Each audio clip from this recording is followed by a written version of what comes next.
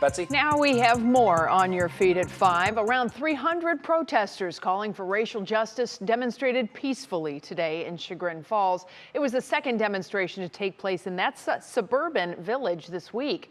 3 News' Rachel Polanski joins us live now. And Rachel, there have been so many of these peaceful protests around the country. I think they've been overshadowed by the violence, but they really have a message to send.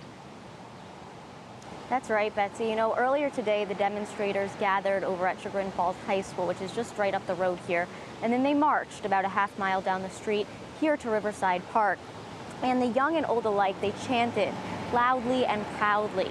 And when they got to the park, there were speeches, singing, thoughtful conversations, not just about George Floyd, but also about systematic racism and police brutality.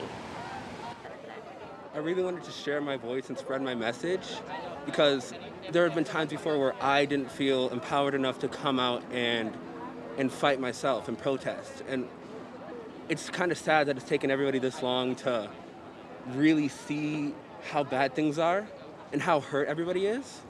But now I'm coming out here because it's finally time, because people finally see that we can fight. We can make the entire demonstration lasted about 2.5 hours.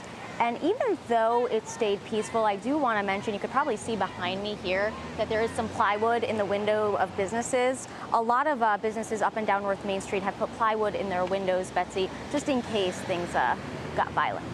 Sure. I think that is probably something that a lot of businesses start taking in mind when you see the images that happened across downtown Cleveland and other areas of the country. Of course, you'll have more on this coming up at 6. Yeah, that's right. I talked with the Chagrin Falls Popcorn Shop, and I'll have more from them at 6. But essentially what most of the businesses told me was that they saw the violence over the weekend, they were worried, and they'd rather be safe than sorry. Betsy? All right. Thank you so much, Rachel.